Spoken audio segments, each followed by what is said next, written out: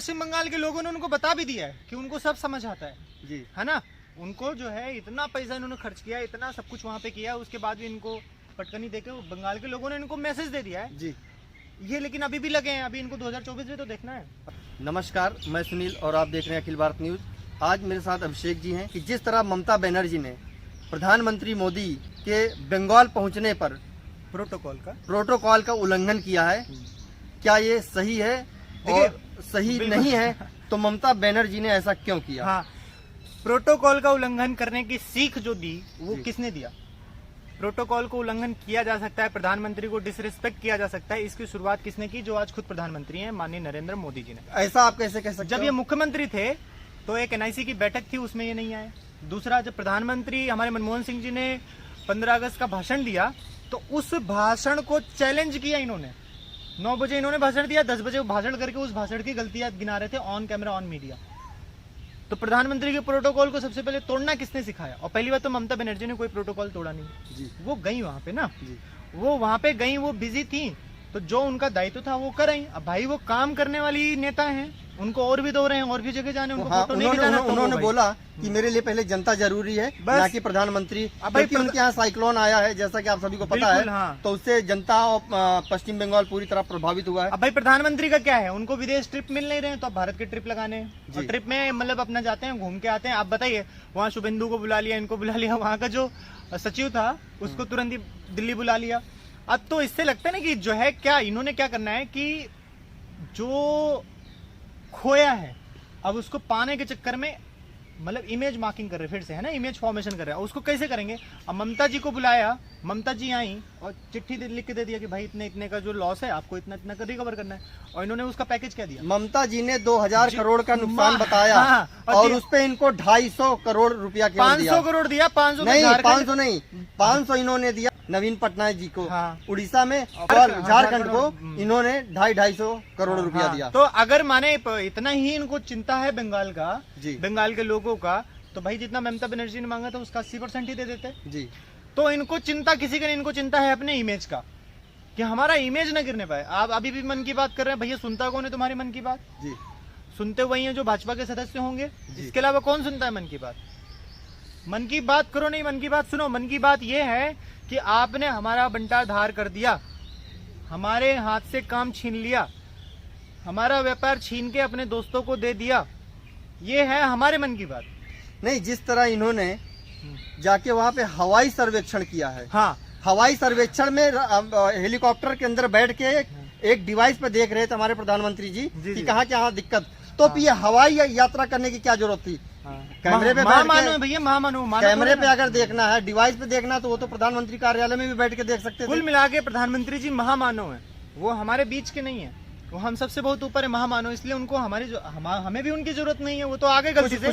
कुछ लोग तो ये भी बोलते हैं कि वो भगवान के अवतार हैं। हाँ, अब वो पूछे, कभी मोदी जी सामने मिलेंगे तो उनसे पूछेंगे भगवान के अवतार है? भगवान भी तो भगवान की बेइज्जती है कि जो सही से इंसान भी नहीं है, अपने परिवार को छोड़ के बैठा है, दूसरे को लड़ाने के चक्कर में वो सही इंसान नहीं बन पाया, उसको भगवान बना दिए।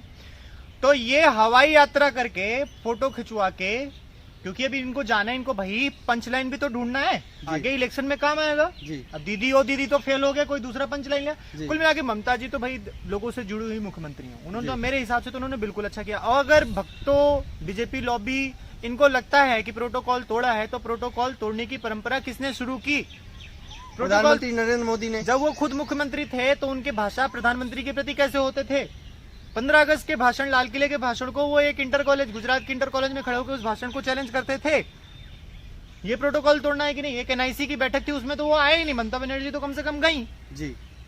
तो ममता बनर्जी ने तो भाई ठीक किया, एकदम ठीक किया हमारे हिसाब से। भाई उनके लिए बंगाल का जनता सर्वोपरि है, जिसने उनको चुना है। इस समय जिस तरह आप देख रहे हैं कि हिंदुस्तान की इकोनॉमिक कंडीशन किस तरह नीचे गई है, तो क्या इनको डॉक्टर मनमोहन सिंह जी से या जो भी और भी हिंदुस्तान के अर्थशास्त्री हैं उनसे सलाह मशविरा नहीं करना चाहिए? पार्टी को छोड़ के, पार्टी से इतर हटके, क्या उनको जो हमारे हिंदुस्तान के इकोनॉमिस्ट हैं, रिसेशन आया था हिंदुस्तान के अंदर, उस समय डॉक्टर मनमोहन सिंह जी ने जिस तरह से हिंदुस्तान को संभाला, क्या वो इस समय उनकी मदद, उनकी सहायता नहीं कर सकते? जो ये वीडियो देख रहे हैं ना भैया, वो लोग अपने अंतरात्मा से सोचें।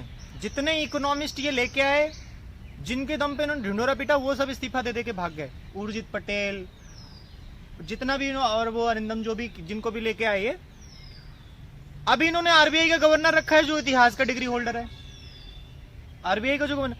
तो इनका क्या है, इनका अहम जो है ना अंदरूनी ये कि इन्होंने अपने को भगवान मान लिया है। सलाह मशवरा तो ये अडवाणी जी से नहीं करता है, इनके पास भी क्या जो इनके गुरु रहे, तो सलाह मशवरा करने का तो इनका आदत ही खैर नहीं है। और इन्होंने क्या सोचा है कि प्रधानमंत्री का काम है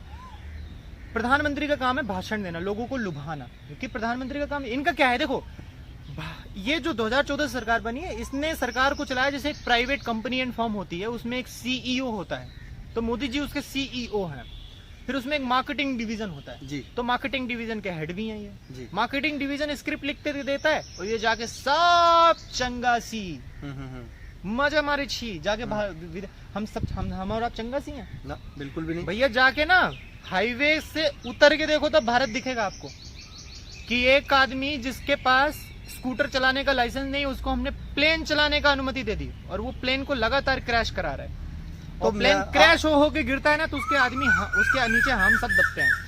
तो इनका ना सलाह लेने का इनका पद्धति है ना, इनकी बात करने की बात किससे तो करेंगे? जिस तरह अभिषेक जी ये ममता बनर्जी के साथ पश्चिम बंगाल के साथ जिसको ये बोलते थे कि पश्चिम बंगाल रविन्द्रनाथ टैगोर जी वहाँ से आए हैं, मैं उनकी इज्जत करता हूँ। हाँ। उनको आप कह सकते हैं श्रद्धांजलि देने के चक्कर में उन्होंने बढ़िया सी दाढ़ी भी रख ली। आज उसी पश्चिम बंगाल के साथ ये दोहरा रवैया वो क्यों अपना रहे हैं? ये पश्चिम बंगाल के लोगों ने उनको बता भी दिया है कि उनको सब समझ आता है जी, है ना। उनको जो है इतना पैसा इन्होंने खर्च किया, इतना सब कुछ वहाँ पे किया, उसके बाद भी इनको पटकनी देके बंगाल के लोगों ने इनको मैसेज दे दिया है जी। ये लेकिन अभी भी लगे हैं, अभी इनको 2024 में तो देखना है। अच्छा, 18 तो सीटों का आपको क्या लगता है कि आने वाले 2022 उत्तर प्रदेश देखिए और 2024 केंद्र सरकार केंद्र के चुनाव में बिल्कुल क्या होने वाला है? इन्होंने अपना दायित्व तो नहीं निभाया, लेकिन भारत जो है हमेशा से हिसाब बराबर रखने वाला देश है जी। हमारा जो संस्कार है उसमें यह है कि किसी का रखना नहीं है जी। इन्होंने अपना दायित्व नहीं निभाया, हम सब अपना दायित्व अच्छे से निभाएंगे। 2 डोज वैक्सीन भाजपा को लगाएंगे। पहला डोज 2022 में उत्तर प्रदेश में और फाइनल डोज जिसके बाद भाजपा नाम का वायरस खत्म हो जाएगा वो 2024 में। उसके बाद ये कभी उबर नहीं पाएंगे, इक्का दुक्का इधर उधर आ जाएंगे, क्योंकि 2 डोज वैक्सीन के बाद भी किसी को कोरोना हो रहा है ना जी। पर लाइलाज भाजपा वायरस का लाइलाज बीमारी नहीं रह जाएगा, उसका इलाज 2024 में हो जाएगा। ये मान के भारत के लोगों ने मन बना लिया भैया, जिन्होंने अपनों को खोया है जी, जिन्होंने ये देखा है ना, एक लड़की लाश को उठा के लेके जा रही है, उसका दाह संस्कार कराने कोई नहीं आ रहा है, उसके बाद लेकिन तेरी हो रही है तो 150 जना खाने आ जाते हैं। नीतीश जी क्या कर रहे थे वहाँ पर?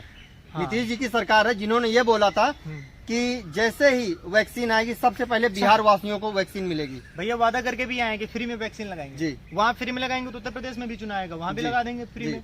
फिर जहाँ और यहाँ तक राजीव प्रताप रूडी ने MP कोटे से 100 एम्बुलेंस खरीद कर अपने फार्म हाउस पे छुपा रखी थी और जैसे ही उसका पर्दाफाश किया पप्पू यादव ने उनको सीधा जेल भेज दिया।